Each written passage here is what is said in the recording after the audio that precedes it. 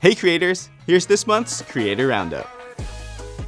We're making it easier to understand your content's policy restrictions and earnings within the Content tab in YouTube Studio. You'll now see notice icons with a new 3-tiered severity system. A red X icon indicates a complete limitation. An exclamation point icon signals a partial limitation, like limited or no ads. And a gray I icon is for your information. To address a notice, simply hover over the alert in the notices column to see a card explaining the causes of the limitation and how it affects your video's reach, feature access, and earning ability.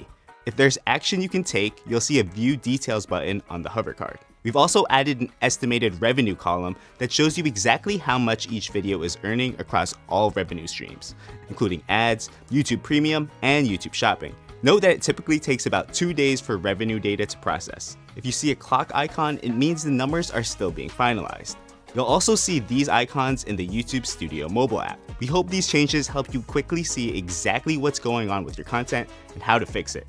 This means you can take faster, more confident action to keep your channel running smoothly. We're making it even easier to find, manage, and respond to comments in YouTube Studio. When you visit your comments page, you will see a new search filter option, while the traditional exact match field is now labeled keywords. This tool will help you easily find and manage comments based on their broader subject or meaning, rather than just exact keywords. You can use your own words to search by topic, select suggested themes, or select any comment to instantly find similar comments. We hope this helps you quickly find and bulk moderate similar types of comments. Check out the links in the description to learn more. You can now add popular licensed music to your posts. This update lets you pair up to 10 images with music, helping you tell dynamic, image-based stories and possibly reach new audiences in the Shorts feed. Try it out. You can now use Google's new Omni model when generating video clips in YouTube Shorts and YouTube Create. Videos generated with this update will have improved generation quality and can be up to 10 seconds long using a prompt and up to 3 reference images.